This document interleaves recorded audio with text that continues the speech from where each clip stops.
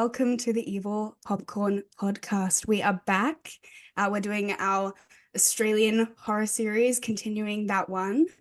My name is Scream Queen, of course, and today we will be looking at the classic 1978 psychological thriller, Long Weekend, which is my pick. I hadn't seen the movie before, but it's been on my list for a while. And I'll throw to my other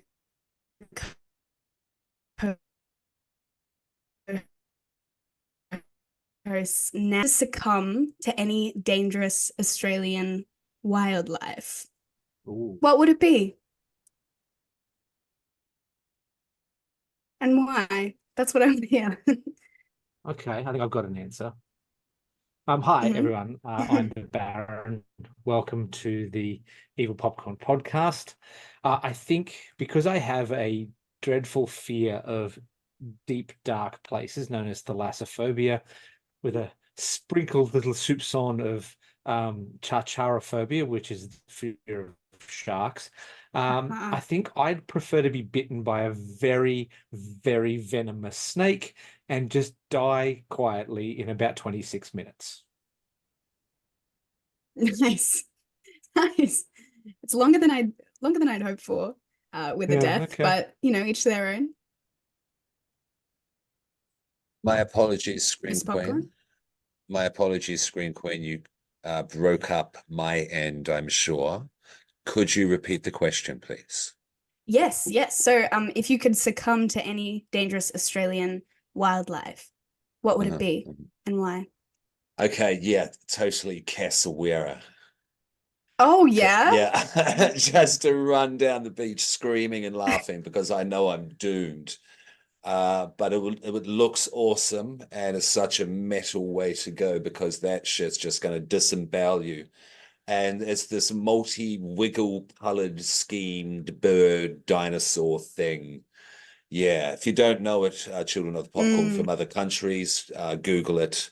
Cassowara, spell it out phonetically. Basically, it's it's quite a thing. Yeah, that's my choice. There's Screen Queen. Yeah, Terrifying. there are a lot. So certainly, if you don't come from here, there are a lot.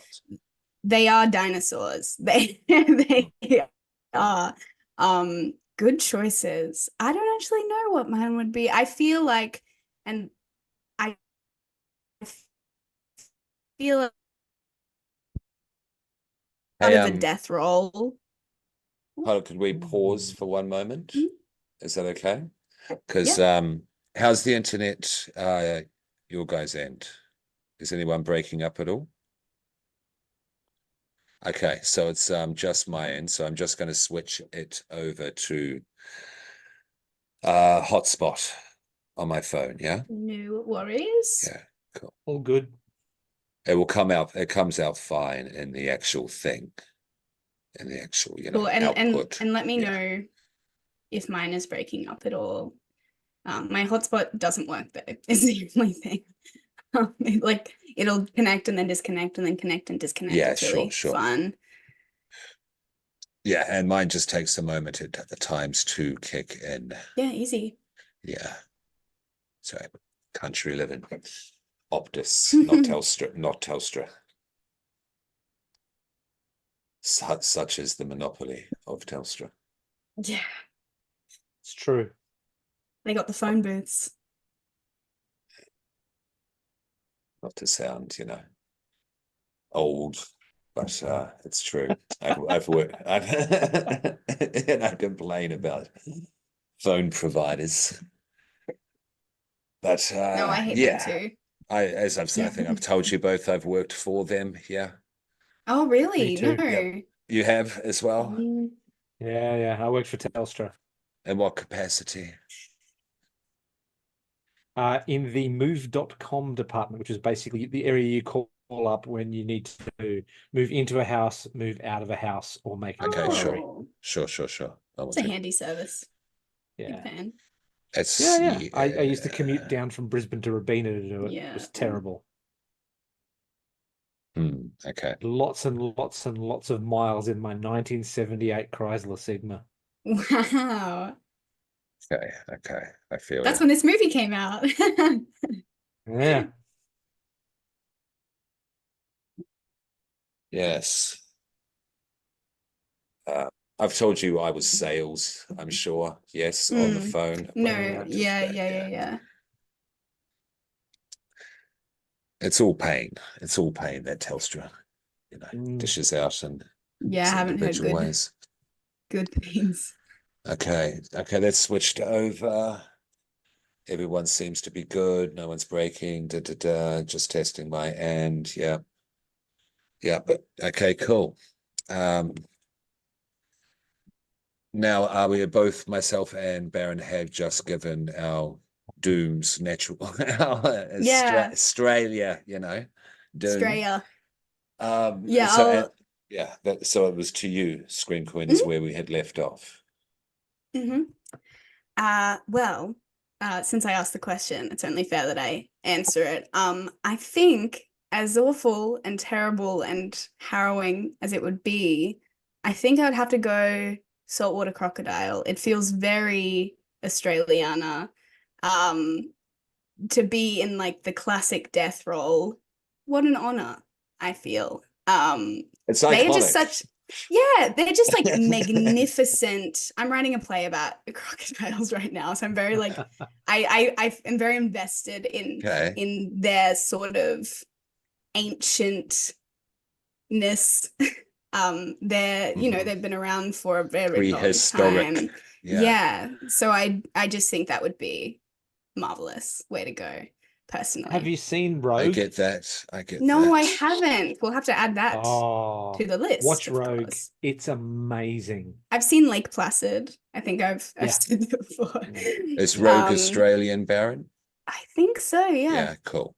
Okay, cool. Well, We should add it to put a the pin in list. that. Yeah. Stephen Um, Curry's in it. oh, the famous Australian actor. Yeah.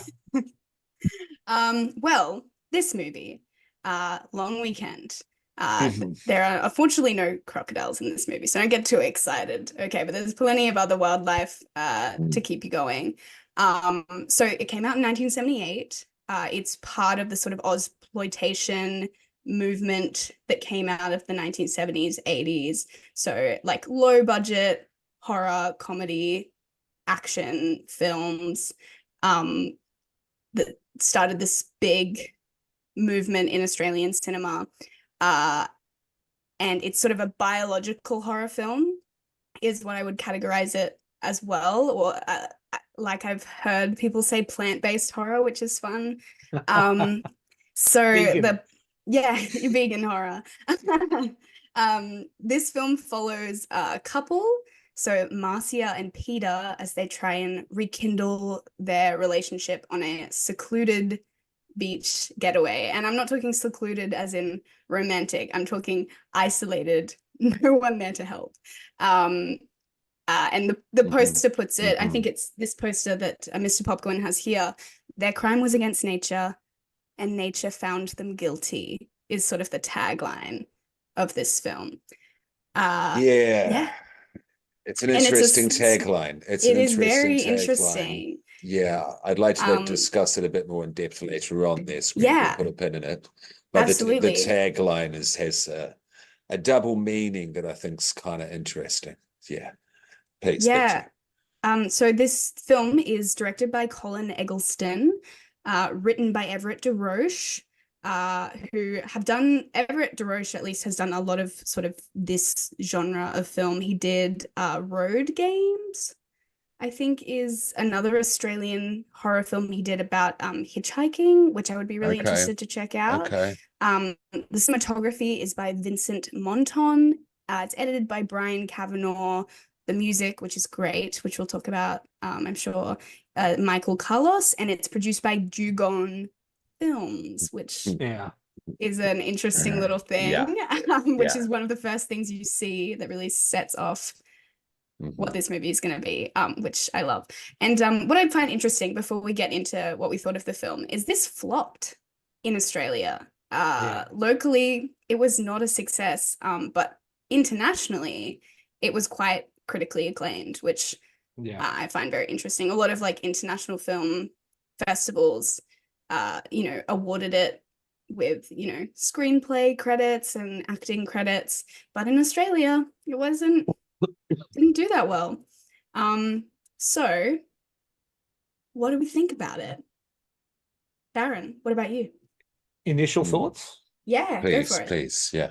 I grew up during this period, so it was very thematic of my childhood. The camping gear was all very familiar.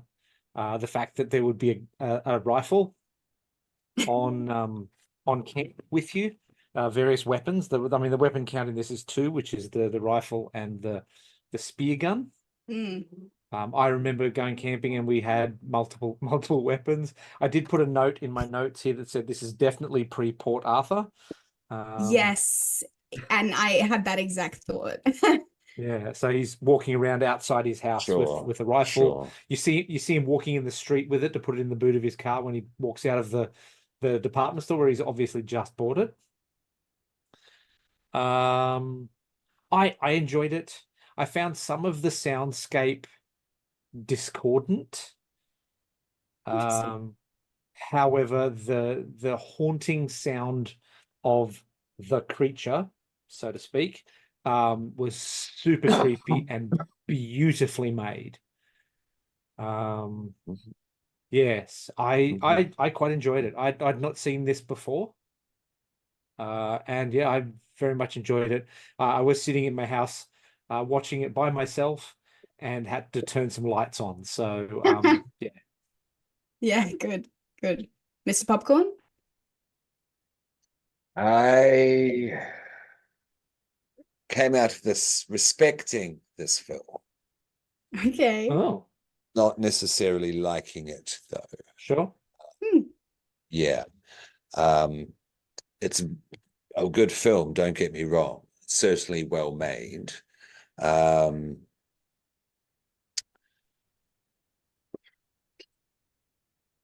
go into it as we go along, but Okay. yeah, it's a not for me situation, and also Interesting. with the tagline, I'm not sure if I find this movie problematic or not. But yeah, I could be completely wrong with it, but I don't want to bring it up yet. Sizzle. Okay. Sizzle. A little Okay. sizzle. But don't get me wrong, it's not a bad film. I see how it is important, certainly in the Ozploitation epoch. That's totally fine. I don't think it's me being a Kiwi thing, because there's a very similar 70s experience in New Zealand to this. There's an easy parallel. So I don't think it's that. The couple, I think it's them. And maybe the messaging of the film overall, I'm not sure if it's clear or not. And so, yeah, that's all I'll say for now. Yeah. Yeah. Okay. Right. Okay. Cool. I mean, yeah, it's totally fine if it's not your vibe. I feel like we had quite strong opinions about Beaten to Death. What is it? Revenge. No. Yeah, exactly.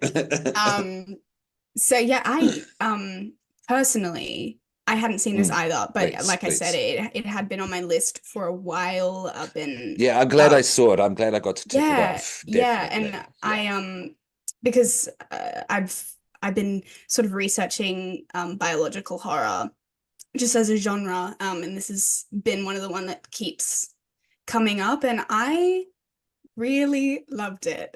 Cool. I won't talk too much about it. We'll figure out how much I love it as we go along. But I think that my favorite parts of the film were the messaging and the couple, which is funny. But yeah, let's get into it.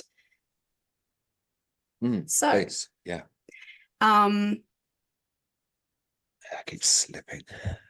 Well, the first shot, I'm just going through my notes here, but I found very intriguing was this close-up of a spider or ants on a rock, but it was shot in such a way I was like, is that a tiny little man? Like, yeah, like it looks like someone. What's the word? The free climbing. Free climbing, yeah. Which I thought was interesting way to start the film. It was like this very long close-up shot. Well, the version that I saw originally Mhm. was on Daily Motion, and the video itself wasn't very clear. I Mm. know And I had exactly what I you're had saying. this Yes. I had the same thought about, is it someone free climbing? I think it was a crab. I think it was Oh, a yeah. crab. Yes. Yeah, Because right. Well, I started watching this on my phone, small phone, on the train today. And I had no idea what it was. You couldn't tell what it was at all. But then coming home on the computer, yes, crab. Yeah. I think it might be intentional though. Absolutely. I just thought that was very stark image to sort of start the film off with. And I was like, well, here we go, Australian horror. It definitely, I feel like, ticks all of the sort of Australian horror boxes, which we'll obviously talk a lot about. Dugong Film Presents, of course. Yep. Take note of that. We have a very 70s Australian home. I didn't live in one, so I've watched Puberty Blues. Okay, so bear with me. But what I would assume is a very classic 70s Australian home. Yep. We meet Marcia, who is the wife of this couple. She's on the phone to her friend Mark, and she's talking about how her and Peter aren't talking at the moment, and they're supposed to go on this trip with Mark and his wife to Lake Eildon, but it's not happening anymore because Peter is taking her on this trip to the beach, and He's she makes being it a very shit. He's being a shit. being a shit. Yeah. She's got that sort of like fancy, like Yeah. like vintage Australian accent, which I find really funny. Like it's not like what you would imagine, like it doesn't have that like very Australian ochre like twang to it. It's very like, ooh, I'm Marcia. Yeah. You know, from Big Captain city Kim, voice. Prue and Shrew. Yes, Not to exactly that extent, but it's a play on that sophistication, their faux sophistication. Where was this filmed? Is this New South Wales, New South Victoria? Wales. New South Wales. Yeah. Thank you. Yeah. And Victoria, and some outdoor shots of Tasmania. the Tasmanian devils in Tasmania. Yes. Okay. And we get some lovely exposition via the news, which I am a big fan of. I really love, like, I just think it's a nice little way to like bring in information about the film without just slapping the audience over the face with it. Just be like, ooh, some children have gone missing. Birds are attacking. I liked that. I feel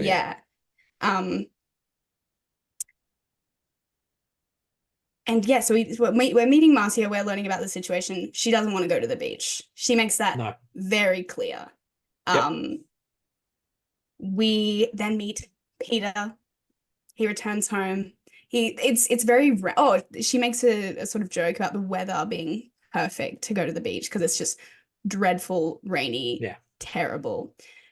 He rocks up. He's got his rifle, and there's this very harrowing shot where he looks at her through the scope, which I think sets the tone of this film very nicely. I loved that shot. It's very like, there's just like an immediate like eeriness to the film. You're like, who is this guy? And what has he done? there's trouble in paradise, definitely. Exactly. It sets that very clearly, but like I said, I don't feel like the exposition is too heavy-handed. I think it's very clever. The way they sort of drop in. I give it, there's no dump. There's no exposition dump at any point in this film. And I think that is sort of the 70s filmmaking style. I feel like nowadays it's probably a lot more common to have sort of dumps of information, whereas they were sort of a little bit more loose with it, I guess. Subtle. Yes. Yeah. And they've also been sprinkling in those couple of little things here and there that shows their disregard for nature as well. Yeah. Oh shit, but it's funny because it actually starts with her watering her plants, which is so she does that thing where she's put them in the bath and she runs the bath a little bit so they'll be fine over the 3 days they're going to be away.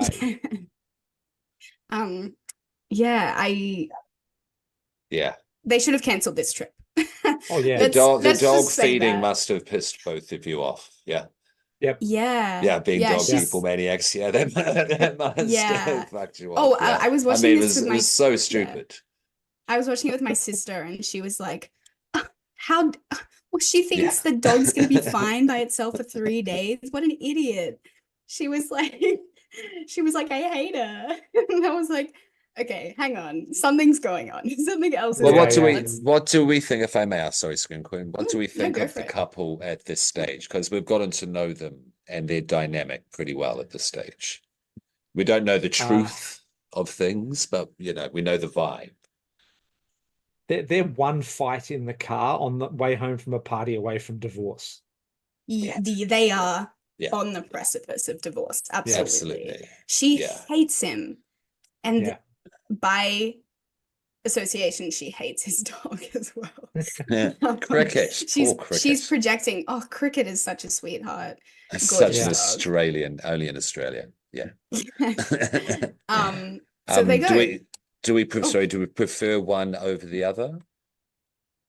Well, I'm always gonna.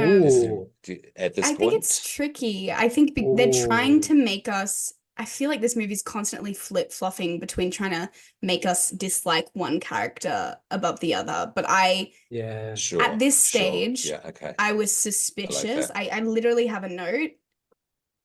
What the fuck did Peter do? What? Yeah, that was my because I'm question. like, Oh, yeah. That I was my think they question at this both. point. Yeah. I think Yes. they both had an affair. Mm. Just Peters isn't called out in the 1978 version of this. Yes, I have some thoughts on that as well. Yeah. So they start the trip. They go on the trip. Yes. There's this very funny line about he spent over $2,000 on camping equipment. So this is like a big thing for them. And she says, for that, we could have had a VIP suite at the Southern Cross, which is a very funny line. He throws a cigarette butt out the window. Grass catches fire, where like they're planting these seeds, if you will, of them just like, fuck nature. Who cares? Who cares about nature? We're just gonna go on our little trip. Okay. They're very, at least very self-involved, I would guess. They've got their own stuff going on. They're not worried about the environment. But also very 1970s, not condoning any of the behavior. Yeah, absolutely. But it wasn't like this wasn't crazy, abhorrent behavior at that point, No. No. And I think, at that age, yeah. Yeah. So and I think, no, sorry, I'm just rambling. Go. It's all good. The Southern Cross Hotel that she's referring to was a huge hotel that was opened in Melbourne by the Prime Minister in like the early 60s. And it was, if you were traveling to Melbourne and you had money, that's where you stayed. It was just enormous. And looking at pictures of it, it was a horrible brutalist concrete block, basically. 70s loved brutalism. Yeah, but it was an American style hotel. It was like one of the first of its kind in Melbourne. And anybody that was anybody had stayed there. Yeah. She's bougie, as the kids say. Yeah, she is bougie. Yeah. She's not a nature girl. No. She's not a Jane Goodall type. Well, he's just stubbies. He's got his stubbies. He's off. He picks them up there. He's like, oh, where's this beach? Guys, what about the beach? Am I close? And they're like, what beach? We don't know what you're talking about, man. Yeah. There's no beach. Yeah. There's a abattoir. The sound of banjos playing in the background. Yeah. Can we talk about the soundtrack? I don't know. I know Scott, sorry, the Baron. You said that you found it sort of discordant, but I think that's what I liked about it. In and out. Sometimes it was really good, and there was just times where I wanted them to sit in the silence of the bush with the creature sound without hitting the jangle of the strings or whatever. It was quite a lot, like quite consistent with it. Which I totally like, consistent in a sense of like it could have taken away more. But I watched Carrie recently, and it definitely was reminiscent of the sort of music in Carrie, the sort of alarm like sort of ringing sounds. They loved those. in 70s horror films, apparently. Yeah. And then we get to the kangaroo, the Chekhov's kangaroo, very early on in the film. Here we go. She's Tick. asleep. He hits a kangaroo. Check that off the list, okay, guys? Don't worry. You're not going to miss out on a kangaroo getting run over by a car in this film. That's for sure.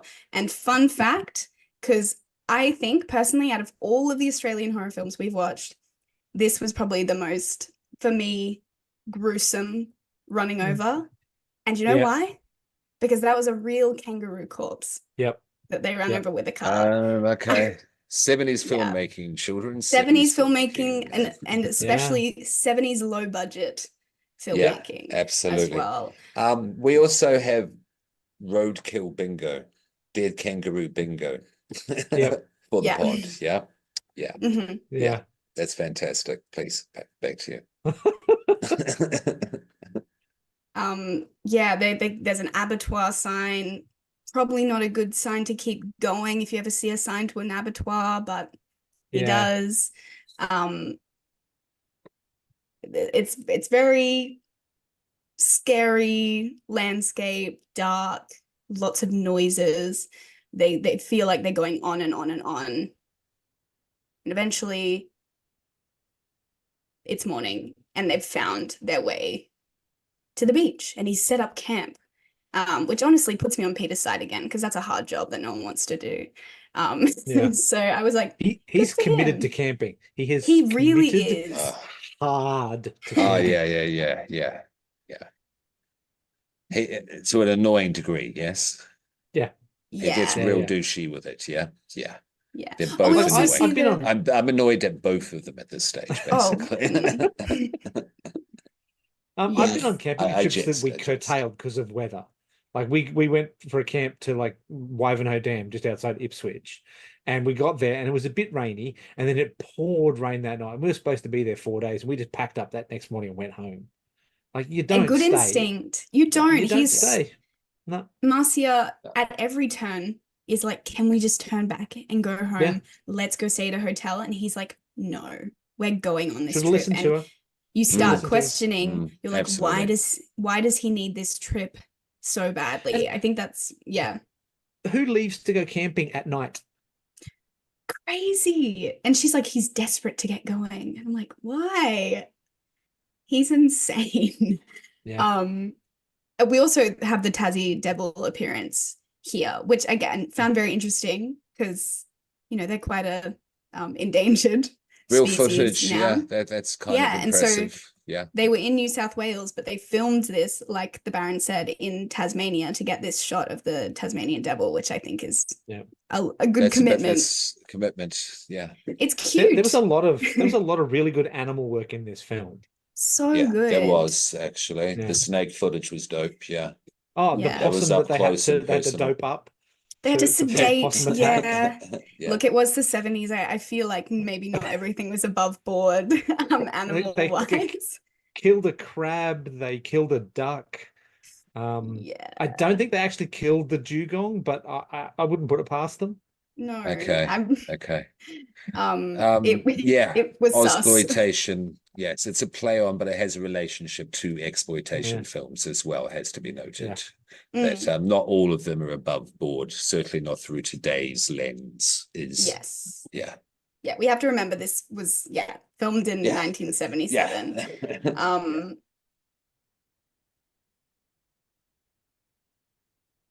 So now we see the couple sort of trying to set up camp.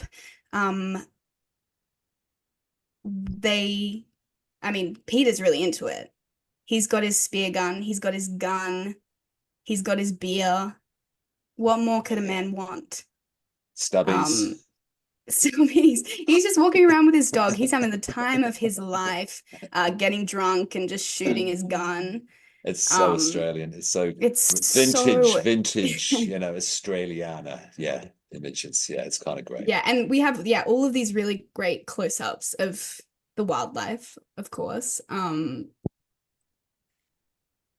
we're starting to see them he's throwing his bottles into the water. He's throwing his bottles into the trees. He's shooting around. He's a maniac. I Yeah, he think at does this point, shoot everywhere. Yeah, yeah. yeah, constantly. It is crazy.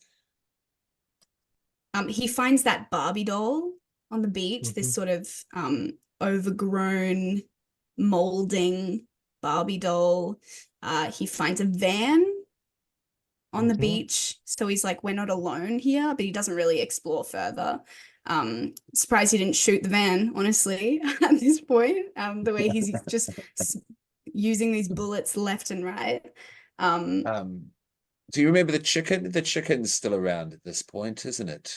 Yes. So Yeah, she's yeah. just The taken this ants. chicken out to defrost there because She's just he's like, taken it out to defrost yeah. at this point. Okay. And yeah, they have the ants and she's spraying those ants. There's not even that many of them to begin with, but she's like, where's the insecticide? Yes. Let's get rid of them. 70s insecticide as well. Yeah. Yeah. Yeah.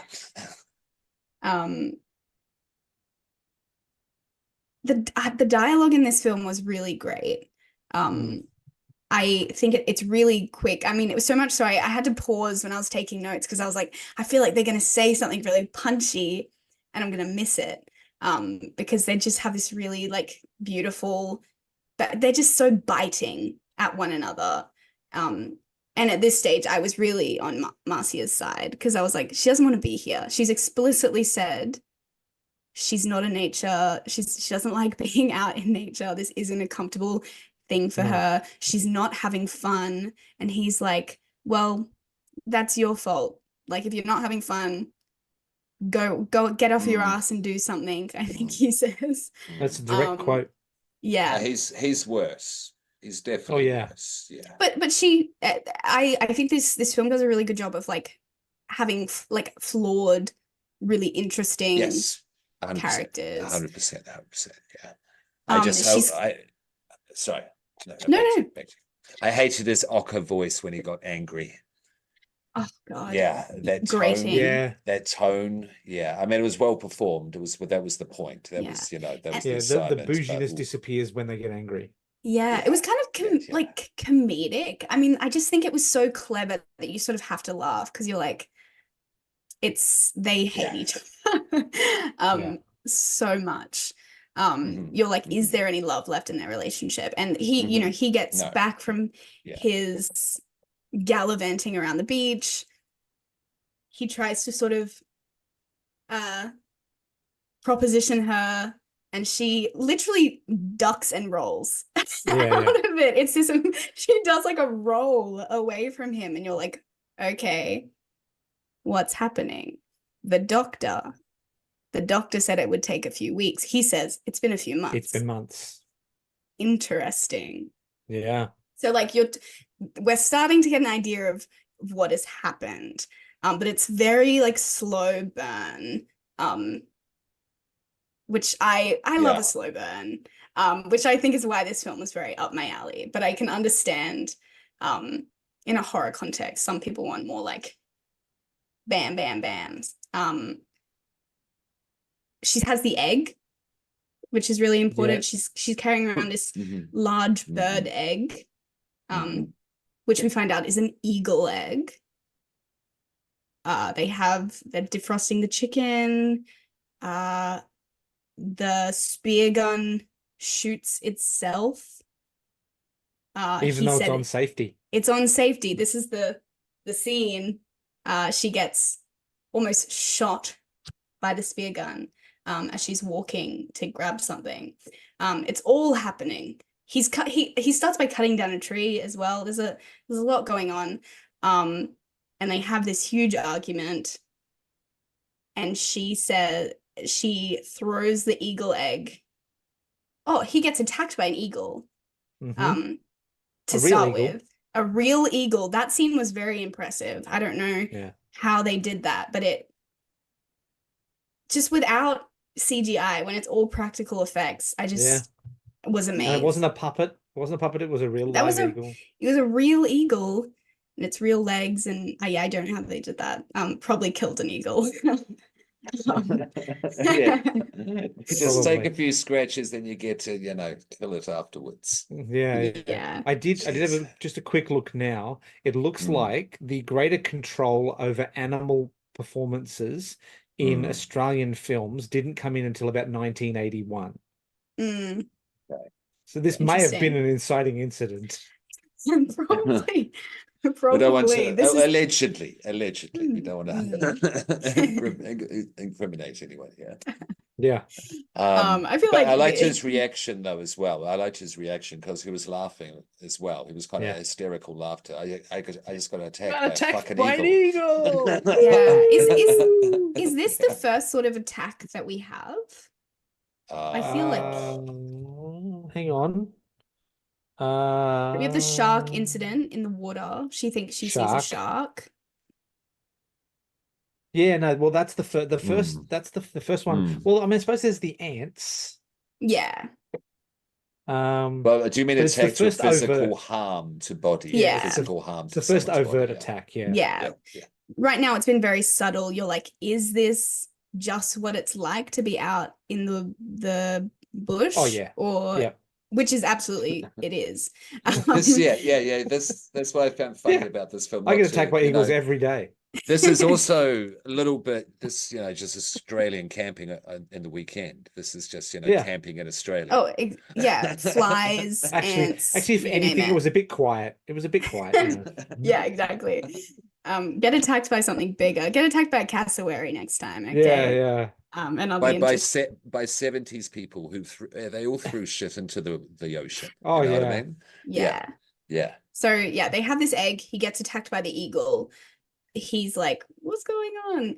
And she throws the egg at a tree and its yolk It's very symbolic. splats. Very Very symbolic. symbolic. Yeah. We have this Morbid and symbolism. and then she says, what is she?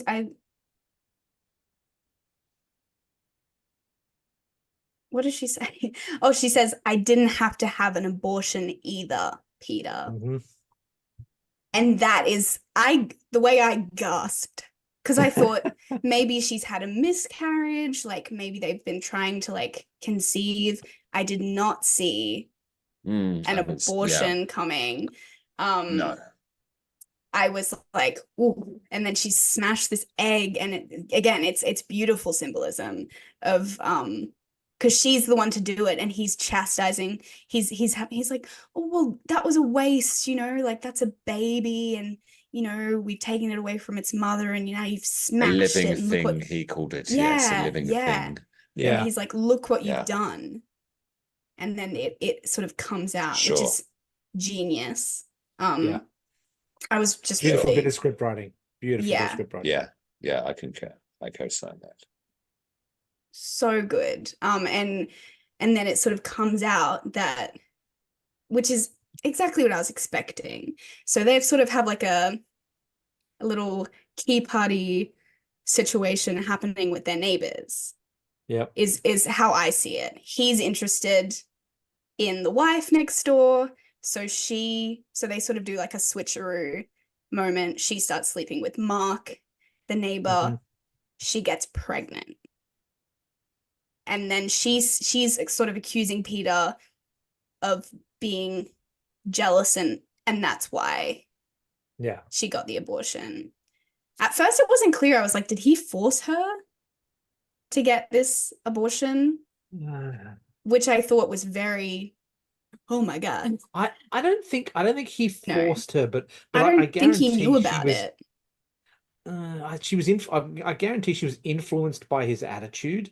Oh, absolutely. Yeah. But I don't think he said you will terminate this thing as Yeah, so I think he's angry that she's gone and done this without consulting with him first. But he's but more like angry, after the fact. Yeah, but he's more angry at the fact that she went behind his back than the fact that she killed a good baby. with kids or something. Yeah, Yeah, he was like, I'm good with kids. I'm and you're good like, with kids. Yeah. okay, you gun-toting freak. No, you're not. Yeah. Absolutely not. One thing I will mention at this point, for anyone of a voyeuristic nature, just be aware we have skipped past 2 sets of boobies.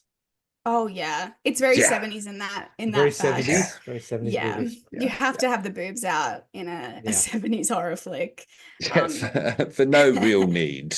No, It's nothing um, explicit, but there's no real need Well, for it either. it's not just the 70s. Like as Mr. No. Popcorn and Scream Queen No. would be aware, I watched over the last weekend all 7 of the Wrong Turn films. And all 7 of the Wrong Turn films That's at a about feat. the same point in the movies had a sex scene with boobs out. So remember that in the first movie. Yeah. Okay, yeah, wow. almost beat for beat. Every film is almost beat for beat, exactly the same. They just It's changed a the slasher frame. thing. frame. That's a slasher Yeah. thing as well. Yeah. Yeah. Yep. Yeah. Yeah. Now I might be mixing some of these plot points up as well. So No, you're please doing pretty correct well. I'm me. following my No, list. cool. No, good. Um, Good. We have the return of the shark in the water, and this time he gets out, he sees it, and then he shoots at it in classic Peter fashion, Yeah. and kills it dead. Who's to say? I'm like, did he kill a person? What happened there? We don't know. Was it a shark? Was it a Was it some shark? was it some seaweed? No, it was one of the crew wrapped in garbage bags in the water. Perfect. Yeah. So good. This film has a lot of really fun like That's production cool. That's cool. facts. I like that. Which is really great. Then we find that this is not a shark. It's a dugong. Yeah. Dugong Film Presents Long Weekend. Mm. So they sort of foreshadowed that, I guess, in the production. But very, again, so Australian. It's a sea Yeah. cow. Yep. And he says, that's probably why you've been hearing, because, she's been hearing a baby crying, by the way, very, on the nose. And he says, there's probably a pup out there, and they're, meant to sound like crying babies. That's probably what you've been hearing. So again, we're having, as a result of them being in nature, we have two children taken from their mothers, which again I love. Very clever. I'm eating up all of these little moments. Yeah. The duck, the mother duck and the ducklings. He kills the duck in the swamp. Yep. Yeah. And she's just like harrowed by the fact that there could be this pup out there, and this dugong is sort of haunting her in a way, or both of them. She's really mad at this point. Marcia is pissed. She wants to leave.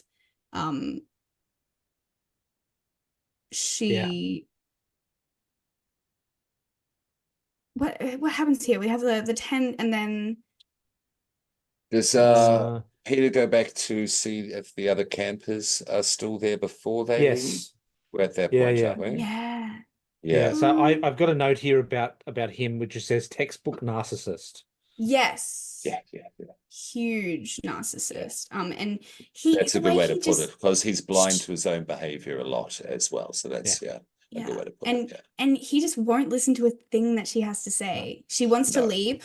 This is the really scary thing. The sort of very there's a very controlling side to Peter, which is why it brings into question whether or not she made the right call getting the abortion. She can make whatever call she wants, obviously.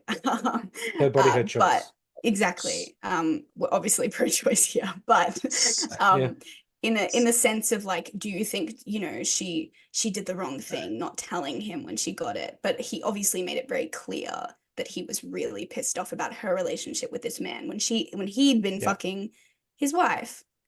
Sorry to he could have also been with Mark. It's true. It was the 70s. No. Yeah. She made a good call regardless, because Peter is borderline. He's borderline. Oh, that's definitely the impression I got from early on in the film. Yes. Yeah. It's so she sleeps in the car. She packs it in. Yep. She's sleeping in the car. She's not sleeping in the same tent as Peter. She's furious. This is what I was going to say as well. He has been switching the engine over to power the fridge in the back of the car, so when she goes in the car to drive off and leave him there, she can't get the engine to start. And he says she doesn't know where the switch is. She doesn't know where the switch is. So that's another thing he's sort of holding over her. Like everything else she's done. This poor woman. I'm obviously very much on Marcia's side. I feel like I can't help it. It's like ingrained in me. But I don't think she's perfect. It's almost uncomfortable to watch, if I felt at this point, you know what I mean? It was just, and it is portraying a crumbling, disintegrating relationship very well. It's so tense. I should feel uncomfortable.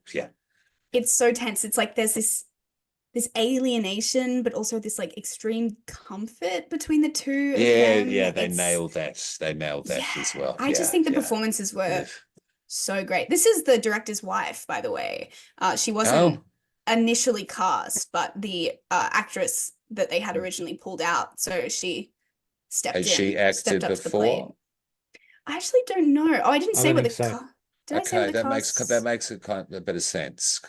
So I did feel a little disjointedness between the exchange of both between. She was very good between the two. I felt a little distorted, just between those two. But that kind of makes sense. One other film. Okay, she'd been in one other film at that point, and she's been in 2 things since. Wow, there you go. So now we get to the possum attack. Yep. So there's a possum chowing down on their camp outside. He goes out to check it out, tries to feed this possum a grape. The possum attacks him viciously. There's a thing where he's got the grape and he's got his other hand like he's coming around to grab the possum. Yeah, right. I think, it was something was going on there. I think he was gonna kill it. Or bite its head off or something, or fuck it. I would not put it past Peter at this point. Peter just we're not Peter's biggest fan. He's horny. Exactly. He's looking at the Playboy magazine. He's let's not go down that line of thinking. And he goes to Marcia's. He's like, please let me in. I've been attacked. He doesn't say what by. I was like, pathetic. Grow up. It's just a possum. It's really not that. He doesn't do that much damage. He's just got a bite in his hand. Agreed.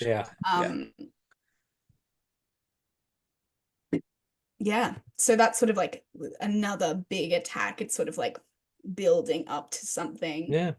And they used a real possum, not a puppet, not a dead animal, like so a real live possum. I love possums. Possums are really cute. I don't like it when they're near me, but they're cute. We used to do a thing where we'd cut up apples into the botanic gardens in the city and like feed them, and you'd have 3 or 4 of them sitting on you, and like it was amazing. Okay. I'm sure. I'm gonna have to take your word. Okay. No, the Kiwi in me's too uncomfortable with that. Sure. Yeah. Cute though, don't get me wrong. Cute.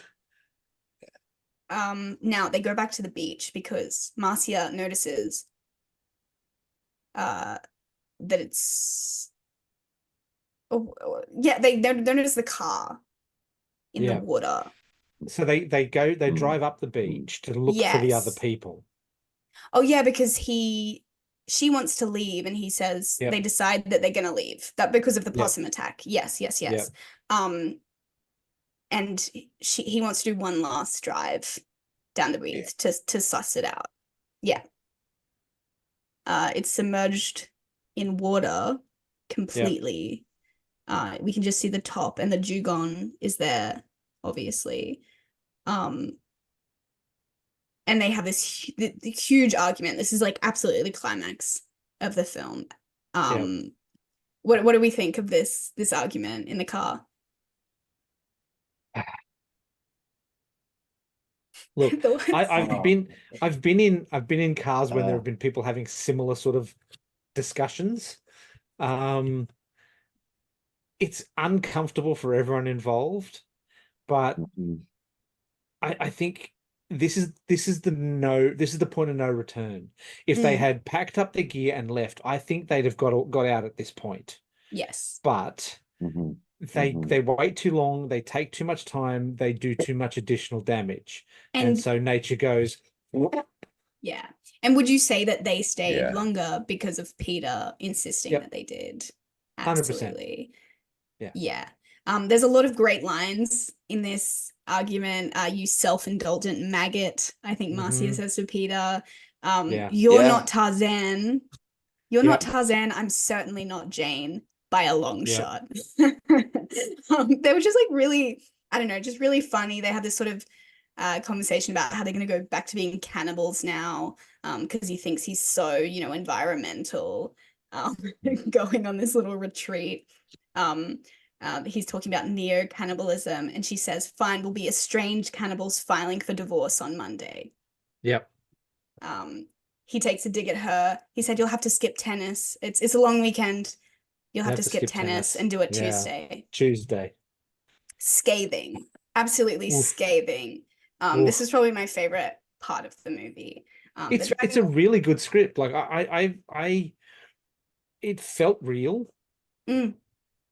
So whoever wrote this has been party to one of those conversations. Yeah, so that was Everett. Or experienced it recently Everett to writing the script. Yeah, I think he won a couple of awards for this screenplay. He wrote Patrick as well there. Oh yeah. Yeah. That was this is his second film after Patrick, I think. Yeah. He also wrote Razorback. Oh yes, Oh, did that's he what I was really? gonna say. Another Okay. biological horror film, I guess. Yeah. He goes to suss out this wherever these people, mysterious people in the van were staying. He finds like a little tea party set up. So this is where we're like, oh, is this the missing children that we heard about on the TV? What's going on? There's a Jack Russell in a tent who is very aggressive. He does not like him. No. I wonder what they did to the dog to make him so angry. I think it was a trained dog. Yeah, probably. Yeah, because its Fingers eyeballs were crossed. almost popping out of its head as well. Yeah. Yeah, it's a vicious looking little thing. And while he's away, Marcia is hearing that cry. Oh, that sound. It's absolutely cool, amazing. Yeah. Every time it went cool. off, my vagus nerve triggered.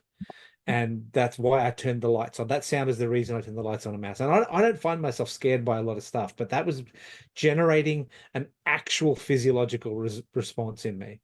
That's awesome. Yeah, it's very haunting. Yeah.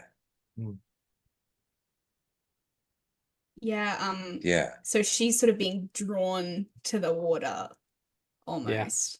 He realizes something is not good. Finally. And he decides to go explore the water. He found a dead woman's body inside the van. They're finally calling it quits on this beach trip. The dugong also has moved.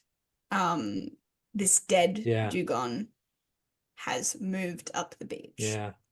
I've got a note here. The dugong isn't dead. Ooh, question mark. Yeah, because we see that moment where the sand sort of falls off of it.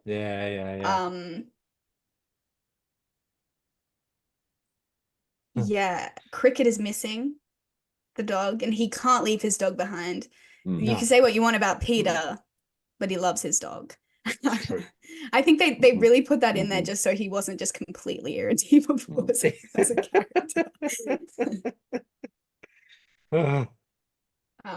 I did have a note here, and I don't know why.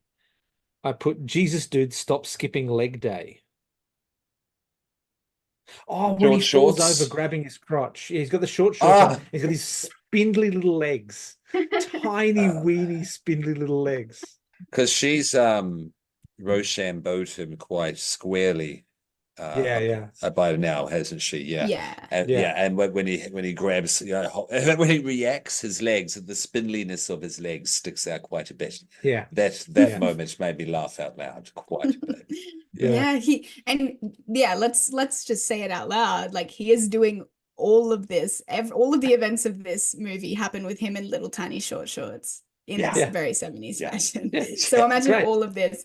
Peter the narcissist, White. in tiny little white short shorts. They don't stay white for long.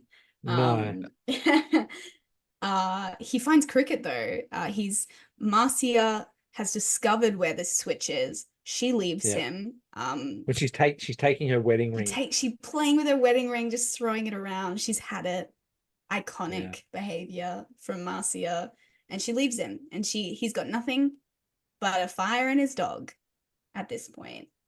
Yeah. And like a tent, but not a built tent.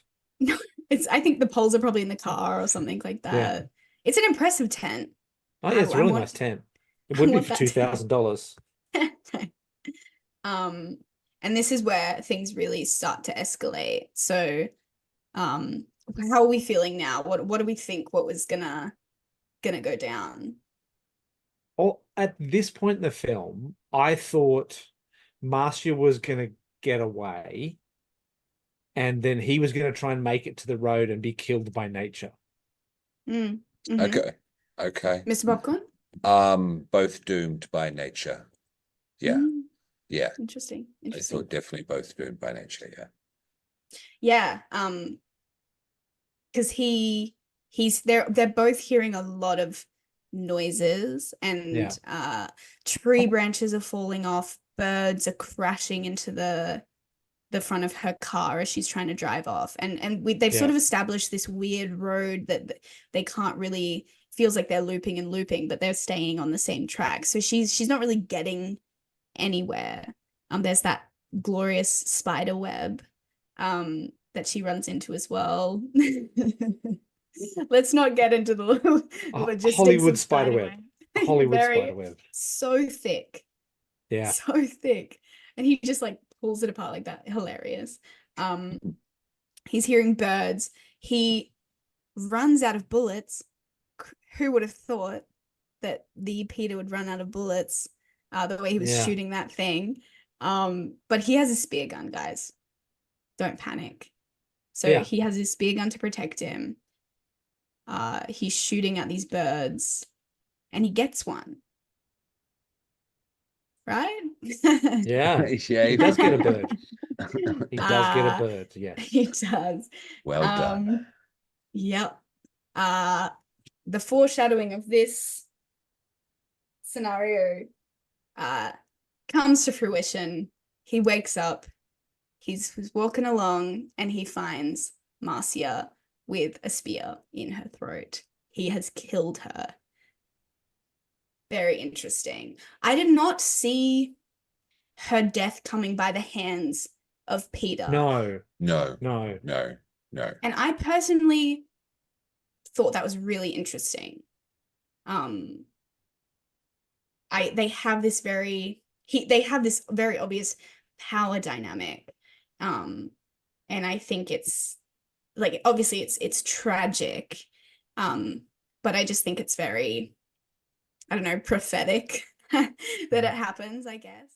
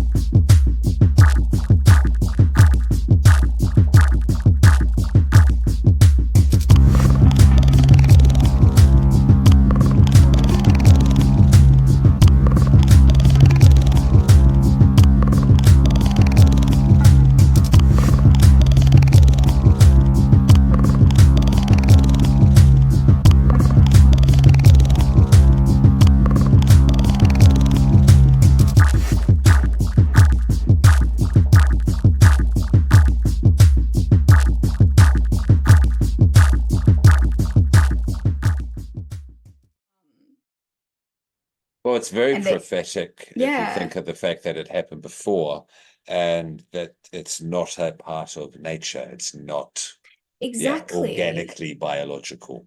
No, as it's well. every So it's an interesting choice, definitely. Yeah. yeah, because they're like nature's gonna get you, but so far, It's ordained by fate, is what it's suggested. yeah, it's very yeah, it's what very it's Greek. presented. Yeah, yeah, nice. And then I have a note here. Peter cannot be the final girl, please. Please no. Yeah. Yeah, Technically, right, cricket right. is the final girl.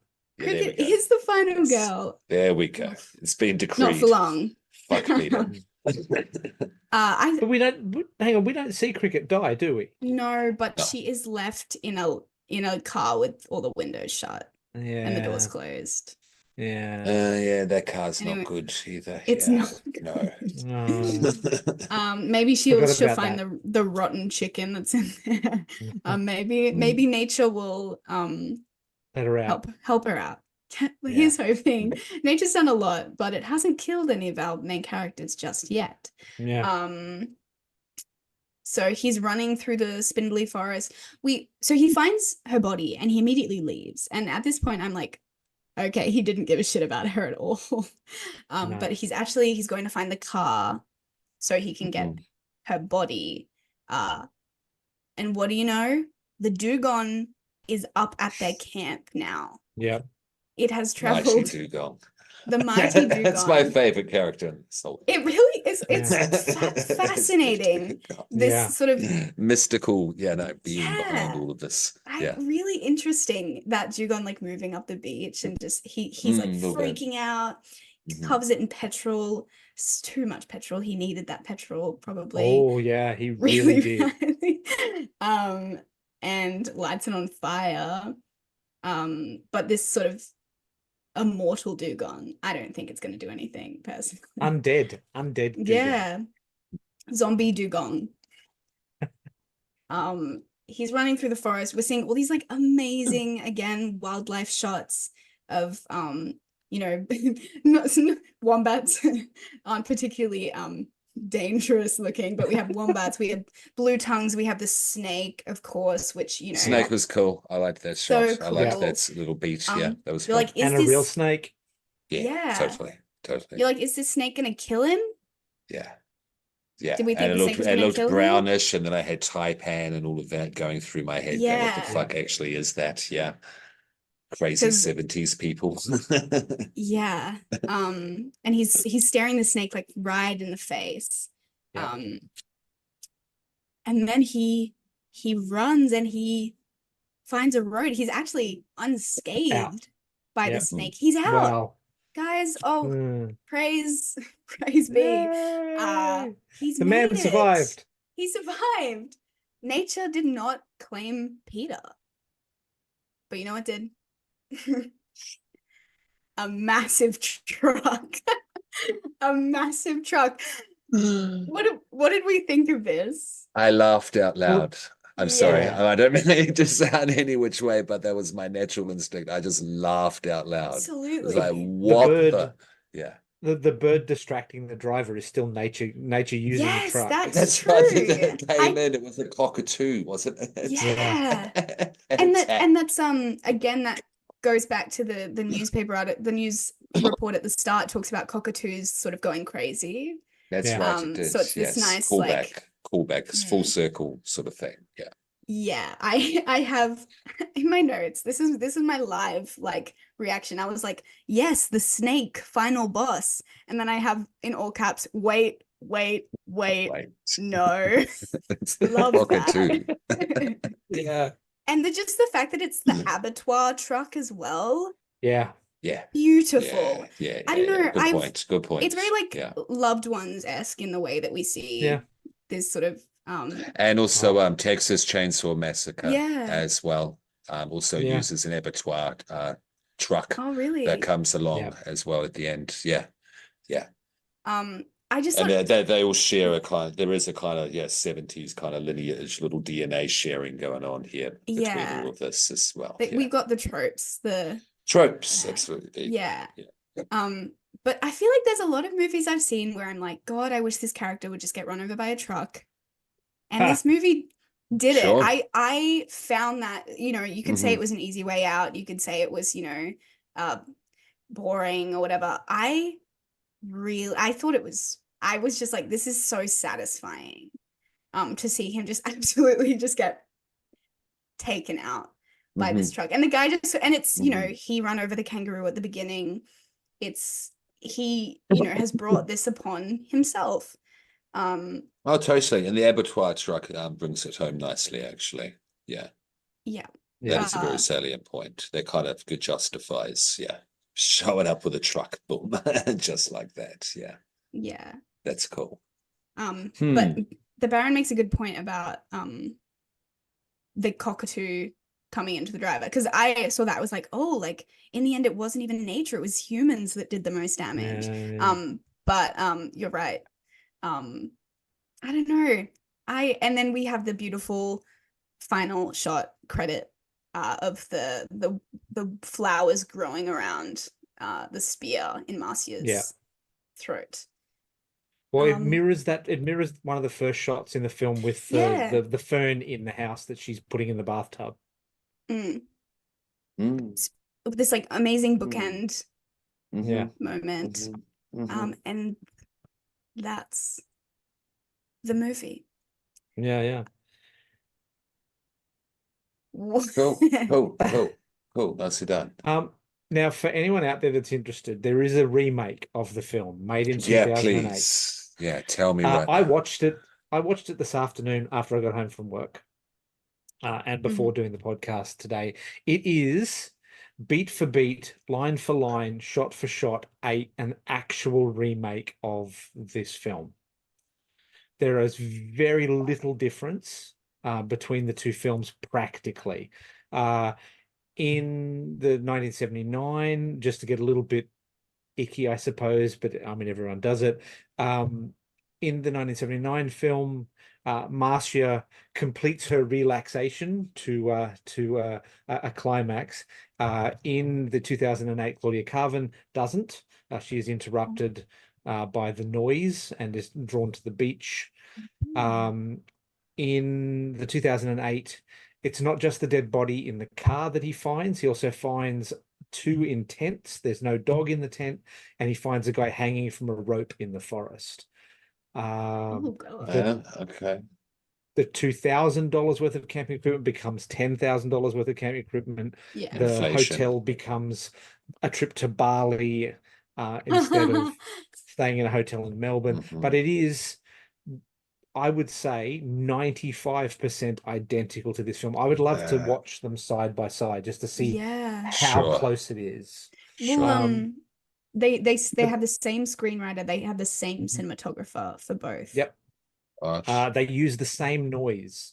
The same crying baby noise is the same one in the like the same one. sound file, essentially. Yeah. Okay. 100%. Jesus Christ. Wow. That's it's not quite Psycho remake, but it sounds close. No, That doesn't sound far off. It definitely sounds as egregious as the new Strangers. You know, the new Strangers does the same thing, apparently. Yeah. That's people are angry about that at the moment. And for those people that are of a voyeuristic nature, Claudia Carvin does not get her top off. So if you're only going to watch it for that, she is in a bikini. She's a very attractive lady, but there are no boobs in this film. Who was the guy? Who's the guy in it? Who plays Peter? In the new one, the 2008 one, it is Jim Caviezel, the guy that played Jesus in the Last Temptation of Christ. That's right. Yeah. Jesus, yeah. An interesting thing about John Hargraves, the guy that played Peter. That's him. John Hargraves. It's John, yeah. He passed in 1996, and he's buried with the award that he got from this film. Wow. Good on him. I mean, he plays he does an amazing job. Yeah. He's buried in Warrenora Cemetery in Sutherland, New South Wales. Wow. Rest in peace. Yeah. Now, I have a little bit of a Baron's crypto psychology corner if you're interested. Please, yes, absolutely. So this is actually something that's mentioned a little bit in folklore. It's called a genius loci. And the the definition of this, I'll just read it. In classical Roman religion, a genius loci or genie locorum was the protective spirit of a place. It was often depicted in religious iconography as a figure holding attributes such as a cornucopia, libation bowl, or a snake. There's a series of books I read called The Rivers of London, and they do a lot of genius loci in that, where an area can get a spirit. Often it can embody a human body, but sometimes it is simply a feeling in the area. So that this genius loci in Long Weekend, it was responsible for reanimating the dugong and bringing it up the beach. It was responsible for the tree dropping branches, the eagle attack. So there was a spirit, in my opinion, cryptopsychology, there was a spirit in the area that was punishing them for their disregard of nature. Yeah. Oh, absolutely. Do concur with that. Absolutely. Yes. Yeah, that's really interesting. Yeah. I really like the way they did it. I think they could have pushed it. And not early on, but certainly about, halfway through, once they did establish themselves and stuff started happening at the campsite, this is more than meets the eye. Yeah. I would be so interested. I feel like it's such a shame with the remake, to not have. No, please. Oh, sorry.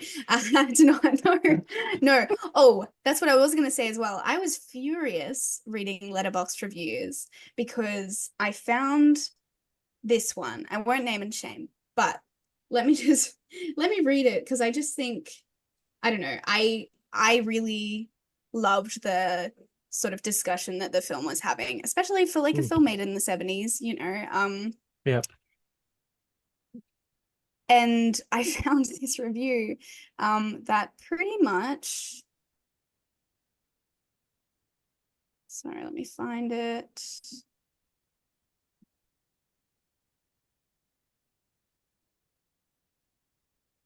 It was basically saying, if you want boobs, it's got them, but if you want that's the whole plot. That's what it said. It said the boobs of this movie was the whole plot, and if you don't like boobs, there's no plot. And I was like, hang on a second. Did not get the idea. Yeah, it was like, did they watch the film? That's your takeaway? That's your takeaway, that we get like pretty much one scene where she has her boobs out. And that defines the whole.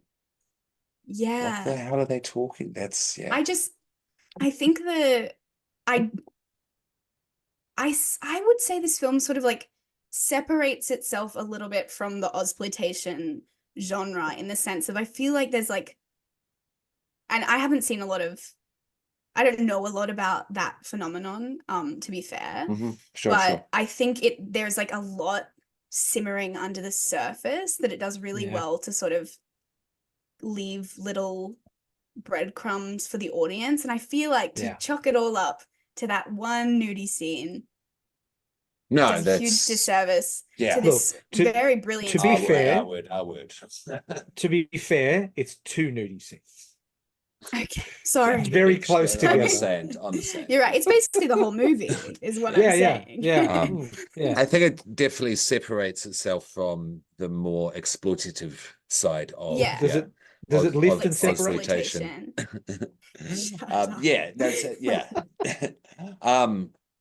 It is a little. It still has not production value issues, but production values that speak to its circumstances strongly. And so there is a little bit of for me, maybe it is because it's not growing up here as well, because as we've discussed, it is a kind of very vintage Australian thing as well. So you've got a close relationship to your type of bush here than mine. So I may be seeing through that lens that I think there could have been a better atmosphere through a better pacing of the bush. Why? What's up? Sorry, Bush.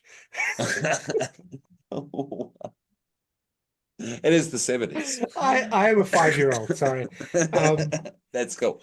Oh, But more better pacing because we've yeah. already talked about a little frantic at times. Yeah, you'd agree. Yeah, look, I think that So that fear of the bush, the Yeah. fear being generated from the what did you put it? How did you put it? The terminology that you came up with there, Baron?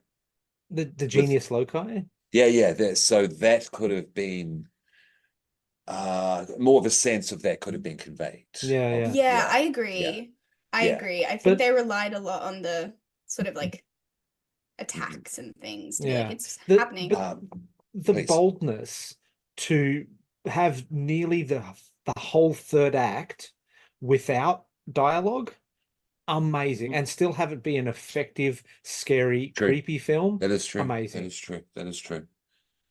No. Especially, As per usual. No. You've improved my opinion of this. Yeah, because I've just watched it the once as well, so it's good Yeah. to Yeah, me talk too. this through and get a better, more scope on it. Yeah. I've technically seen it 3 times, I suppose. So I've watched the original twice, and then I watched the Mhm. the remake. Mhm. Now, don't get me wrong, Jim Caviezel, Claudia Carvin, amazing, but I think I prefer the 1970s version. Yeah. I'd be interested to watch it I though. understand. Yeah, but I totally agree with the pacing of the environment. I think I said before, Yeah. I feel like they, obviously there are limits to the film just like based on its age and its budget and things like that. Yeah. But you could do so much with that environment to make it more of a focus because I feel like they did rely a lot on the sort of small moments of the possum and the eagle and the dugong. Yeah, and maybe a little less of the mania of Peter because we got the point a wee while Yeah. ago. Yeah, Yeah. that sort of thing. You know what I mean? Yeah. But it's He's a filmmaking dick. of its time. You are right, though, as well. Yeah. Yeah. He's a dick. He should die, and he does. Yeah, he does. Oh, he does. He In really a does. glorious fashion. just when he's got hope too. Yeah, Like the that's movie true. gives him that hope and That's then true. takes it away. Yeah. Love. Nature is cruel. Yeah. Nature I'm- is certainly cruel. Look, this is just the sadistic nature of me. But I was like, oh, sorry. After you. No, sorry, after you. I was just gonna Sorry. say, at the end, he's in the dark. He doesn't have any clothes to keep him warm. He's by the fire. He's huddled in his little tent. I was like, oh, I love to see a man like that afraid. It's just something so satisfying about it. Yeah. I will bring it up. Yes. Because it is a thing that is out there. And at a certain point, I could kind of see how people would derive this meaning, this messaging from it. And also, if you do look at the leg poster on IMDb, the movie poster for it, there's and there was the log line again. They committed the crime. Does anyone have that there? The log line in front of them. I'm just getting so it I up. don't Getting it up. murder it. I've got they are it. trespassers. Yeah. Will they survive their long weekend? And their crime was against nature. Nature found them guilty. Yeah. So Yeah, I think I there's know out what you're there. gonna say. Yeah, because she had an abortion, and so this is nature's revenge on such an act Yes. as well. There's that out there as well. What do you guys think? This is a 1978 film as well. I don't know. I haven't done any background information into the intent behind it. Well, writing of the script. This movie is written and made by men. Like that's there's like very few at the female names crux on of this it. production. Yeah. The lead, she's part of it. But I think I didn't read that when I was watching it because it's not something that I would necessarily gravitate to just generally being like, what's her fault? It's more just like, oh, she's mean to nature, she's prissy, like so nature's mean back. But I think you're absolutely right. I think they are conflating what she's done with Peter's behavior. Yeah. And I think Yep. that Yeah, is yeah, very, yeah. Well, 100%. very well 70s, spotted. Yeah. very problematic. Which which is why the remake being shot for shot, word for word is such a missed opportunity. Sure, absolutely. They could have had a Yeah. female director, they could have had a female screenwriter, they could have done Actually, I some wonder. really interesting stuff Good with point. Yes. that in 2008. But Absolutely. yeah. Let's have a look and see if But I there's more think that's female in this one. Mm. Not really. But you make it's a good point. It is in there. I think, I think Oh, it does have to be absolutely. stated, and it is in there, definitely. I think Yeah. the don't fuck with nature or nature will fuck with you, I think is the stronger message that does come across more. But it's a little bit beyond subtext though as well. Yeah, they're Wow. like, That's just what I'll say. ooh, There's Baron? one woman on the production team for the Yeah, okay. 2008. So this is not surprised. So it does have this aspect to the Ozploitation Yeah. side of things Yeah. as well. No, you're Just to paint right. a full picture of what we're watching. No, Yeah. such an important part of the Yeah. picture, I think. Yeah. So I'm really glad you brought that up, actually. Yeah. Wow. Because in a lot of the reviews that I read of Letterboxd, which I found really strange, again, I have the filter sort of over everything I watch, just like we all do, based on our own values and the things that we deem important. And this is a maternal horror in its own way, and I know that's your vibe at the absolutely moment. Mother my Nature. vibe. Yes, Mother Nature. absolutely. Which is very cool. So the remake, their tagline was different. Yes. Their tagline was Mother Nature has a dark side, or don't mess with Mother Nature. Yeah, that would have been cool if they had put a feminist spin on it, but they just didn't, did they? They didn't, no. Yeah, that's what they should have, because that's so interesting. Because a lot of the reviews I was reading, I found really jarring because they were sort of talking about, they were like, oh, well, she cheated on him, and that's like, and I'm like, well, that's not really what happened. Like, he obviously was cheating on, they were obviously both sleeping with different partners than the people that they were married to. I was like, to say that this is, that's her greatest flaw, is that she cheated or that she got an abortion. Insane.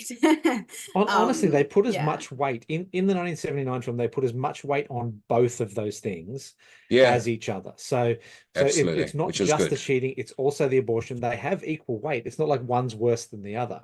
Yeah. And like from a heteronormative nuclear family perspective from the 70s, honestly, realistically the cheating things probably would have more weight. But the abortion thing as well, and like they've really given them the same weighting.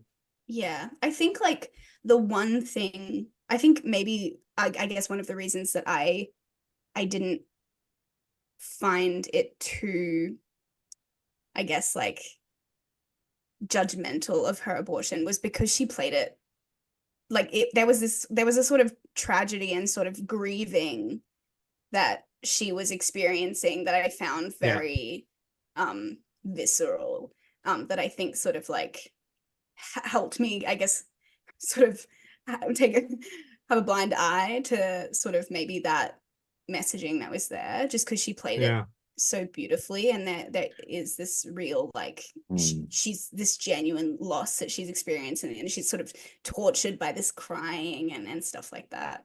But seeing it as punishment, if that's what the intention was, yikes. It's a dude heavy film for sure. It could have, I don't know if they could have had it that she was forced into or felt compelled or acted out of spite because of his behavior towards her at the start. You know what I mean? Which would have given more of an intentional, clearer through line. I agree. Because you have the thing he knows where the switch is and she doesn't. He's looking at her through the scope of a rifle, like he's this imposing, controlling, like there's this entrapment happening. And the fact that he would like, I really thought that's like when she says that when the bomb is dropped, when she's like, well, I didn't have to have the abortion either. It really felt like he had made her do it. Which I think would have probably made a lot more sense. But do you think maybe she was gaslit into it? Probably. Yeah. I mean, the way that he carries on. High possibility. Yeah, definitely. Does that muddy the messaging? That's kind of what I was touching on at the start. Yeah. Now that we've seen it and discussed the whole thing. Yeah, for me, absolutely. Well, not like I think the messaging is clear, and it's like anything, you can take what you want away from it, and you can sort of ignore the parts that don't resonate. It's still a crime against nature. The layering could have been better. Could have been better layering. Yeah. I wish maybe that not that had come into play earlier, but I wish they'd sort of spent more time with her rather than him, because like you said, that we understand he's a maniac from the get-go. That is good. That's I think if they had focused on Marcia more, it would have been better, but I don't think you can do that successfully if you don't have any women as part of the production. That's the kernel of the affair there. For the flop corn aspect. But not to shit on the film overall, not to cast a bad shadow over each it. Their own. It is a good film overall. Yes, and I'm glad that I saw it, because people talk about this. It's not quite in the pantheon, but it's in the vicinity. In terms of Australian film, this one. So good choice.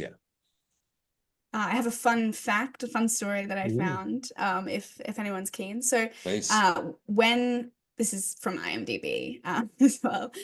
So when the film was screened at Cannes Film Festival, the producer noticed someone get up and leave about 10 minutes into the film, and he went after him to find out why. And it turns out it was Quentin Tarantino. It was Quentin Tarantino. It was a film distributor who was going to buy the rights of the film after seeing a few minutes of it, which I thought was very that's a fun story. At what point do you think he left the theater? But it says 10 minutes, so I feel like that's you've definitely seen them talking in the car, maybe the bar moment, or something like that, like where he goes and buys the beer, maybe. Also, it's not real deep into the film. Maybe that's the kangaroo. Maybe that's true. It definitely would have had the kangaroo by then. Now I'm gonna check.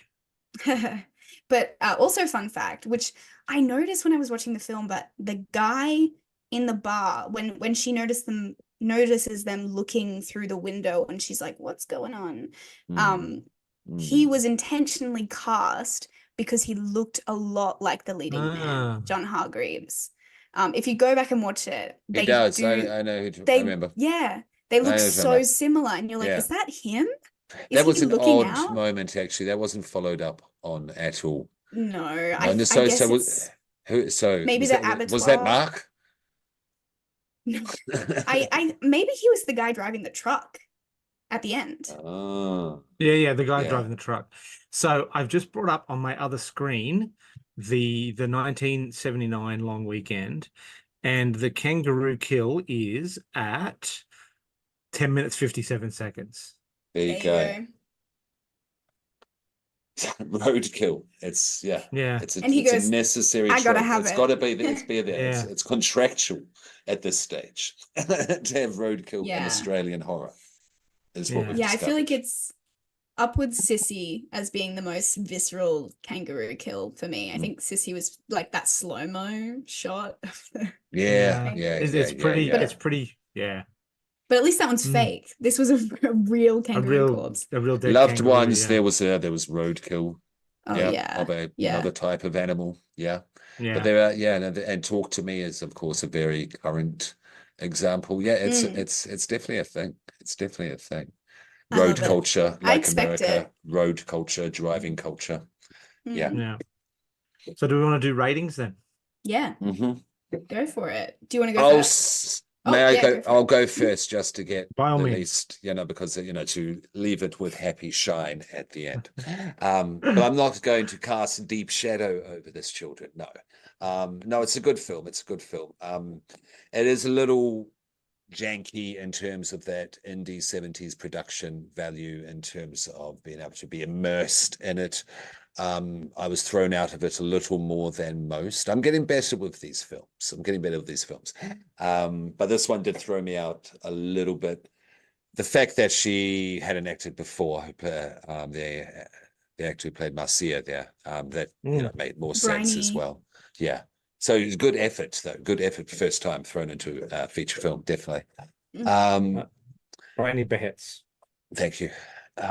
Yeah, but the mixed messaging thing is a factor that I have to take into account, that we've discussed.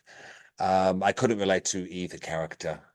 I didn't really side with either character. I don't know if you weren't meant to, maybe not. Yeah, you get how Side I with feel. nature.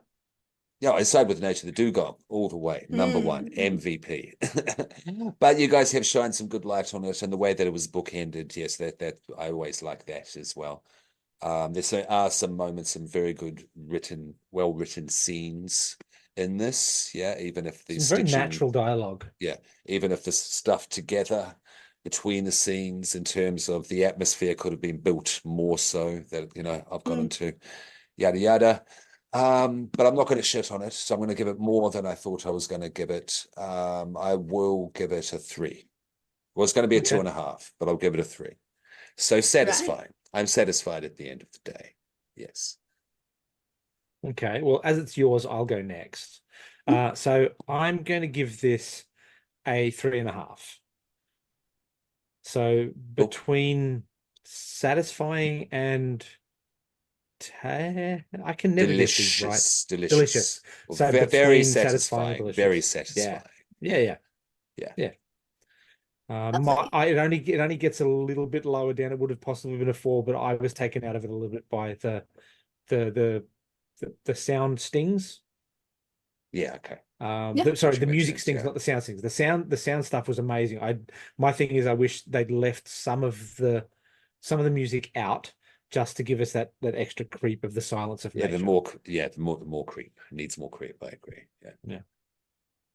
Well, I'll go last. I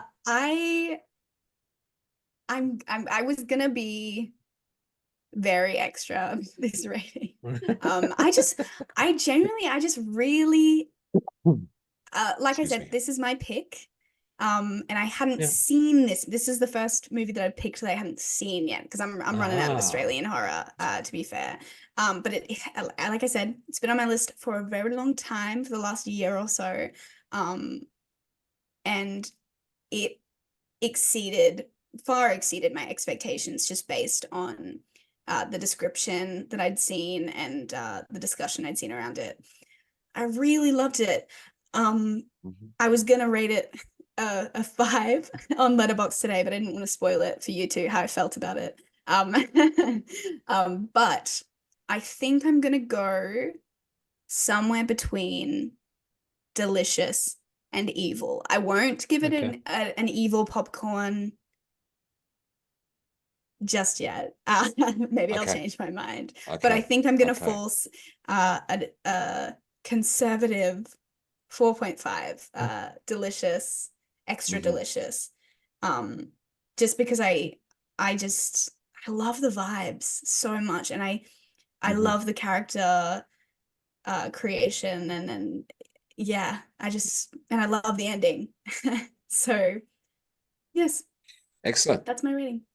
Excellent. I'm glad that a lucky draw turned out so well for you. Yeah, definitely. That's always very cool when that happens. So I highly recommend you watch this film.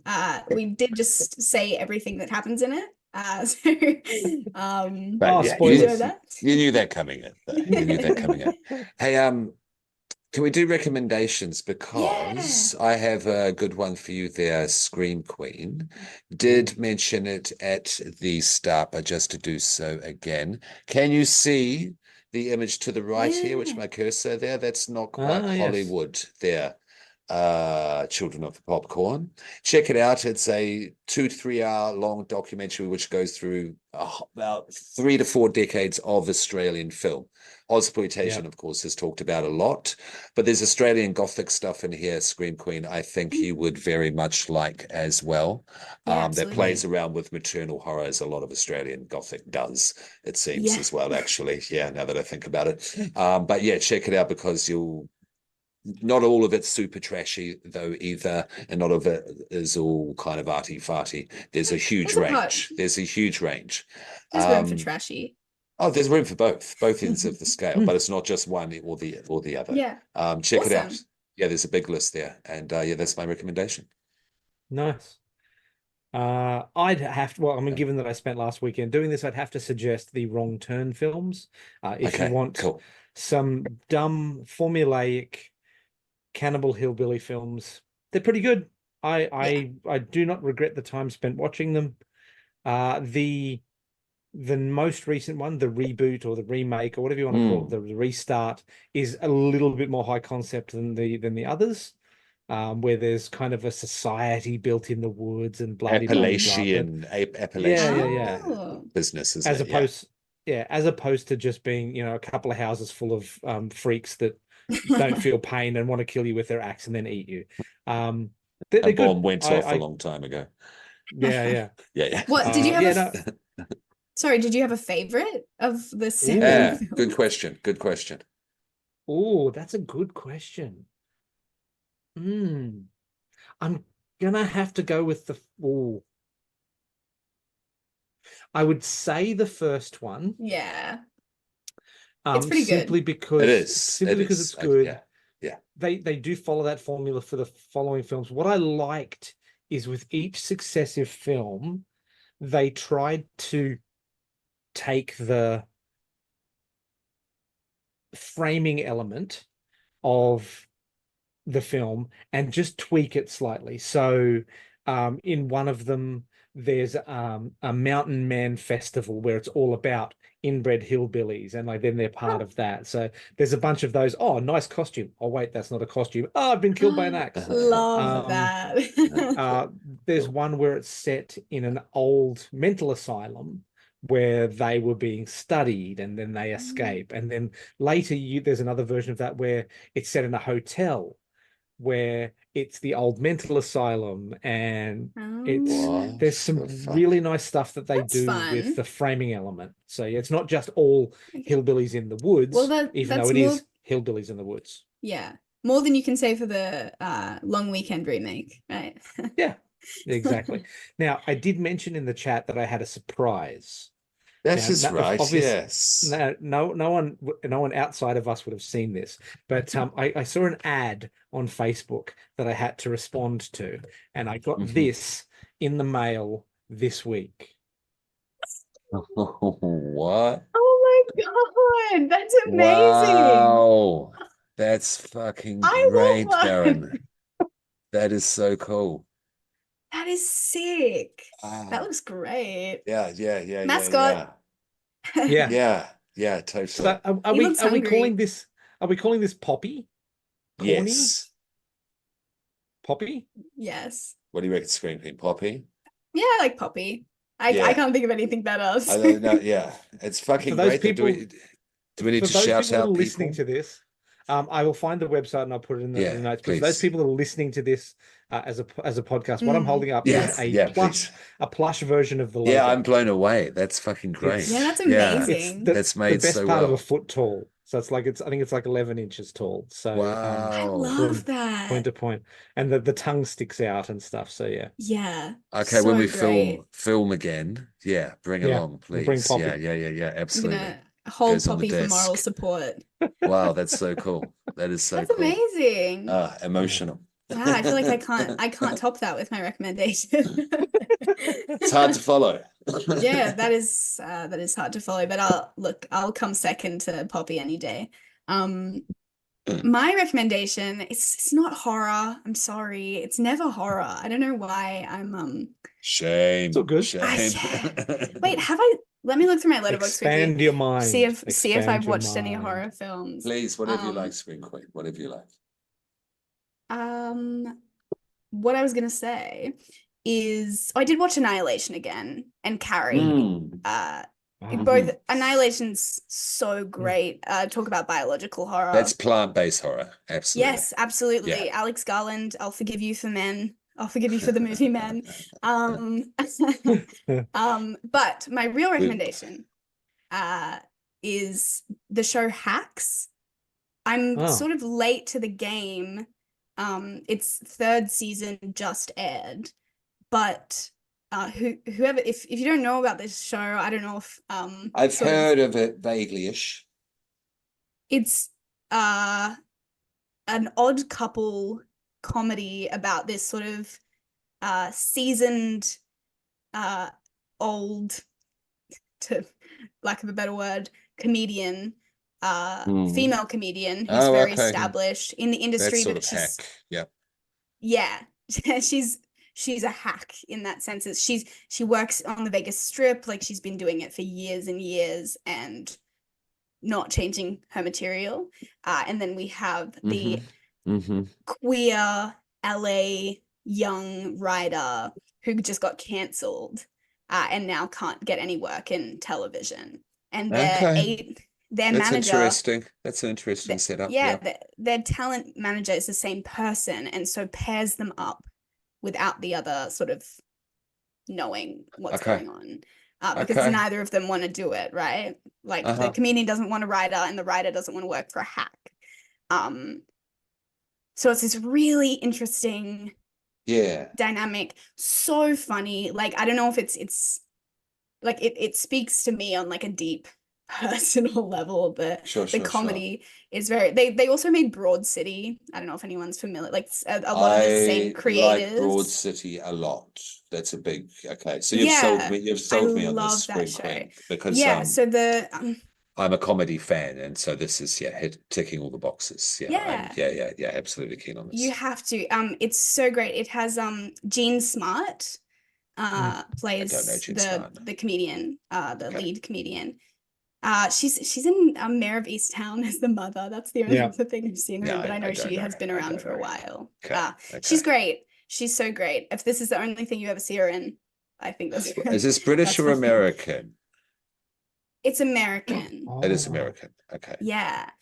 But it shares a lot of the creators of Broad City. Broad City. It's just so clever, the way they sort of like deconstruct like cancel culture and like sort of the young and the experienced, and that is just fascinating. And it's not the expected juxtaposition in terms of character setup. So that's cool. So that's it's so good. A tick from me. Cool. Nice. I did watch Sting, the Australian how is it? thing with the spider. Please. How is it? Amazing. Oh. Okay. So much better than it has any right to be. And Noni Hazelhurst, completely unrecognizable as herself. She was from Play School. Oh my God. Okay. She was married to John Jarrett. Okay. Right. Wow. Okay. Cool. She's in it, unrecognizable. It is ostensibly an American film, but it was all made in Australia. I did not know that. Noni Hazelhurst, and where's her name? That's kind of like Late Night with the Devil situation. Yeah. Robin Nevin. Robin Nevin, who you'll know from various stuff, is in it, also completely unrecognizable. And it was only a weird little tilt of her head that she did that I went, holy crap. Oh, she was in Relic. Oh, sorry. And no, that's right, exactly. And that's the mum from Upper Middle Bogan. Awesome. And it's like, wow. Okay. So Sting is good. Okay. And so if you're an arachnophobe, it will fuck you up. Oh, yeah. Yeah. Oh, 100%. Cool. All Don't see right. Well, don't see Tarot. That's also a any last recommendation. words? Do not see the movie Tarot. Mm.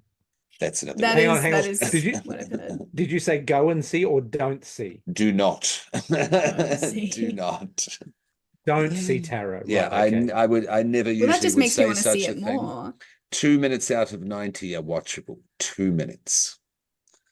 Wow. Even less than Ouch. Night Swim. Oh, it's all. At the end of the year, we should do the best of the year, but also the worst of the year as well. Yeah. A fun Yeah. jibing at kind of raspberry, style. Yeah, Yeah. Wooden spoon. award ceremony. Okay, yeah, or the flop corn, Mm. the floppies, the Flopcorn floppy, files. the The floppies. floppies. Someone write that down. I'll do it. Okay. All right. Well, I think that brings us nicely to an end, doesn't it? Yeah. Did you want to sting since sizzle further what we're doing next time there, Baron? Shall we go Yeah. with Oh, you because is it me, or yes, are we doing it's you. doing hold fast? That's me? Okay. We'll go with you because you've wanted to do it for a couple of times. Yeah, you're keen on Sure. this Okay, one. So no, please it's do. all good. Give me a moment then. I will bring up the sizzle for it.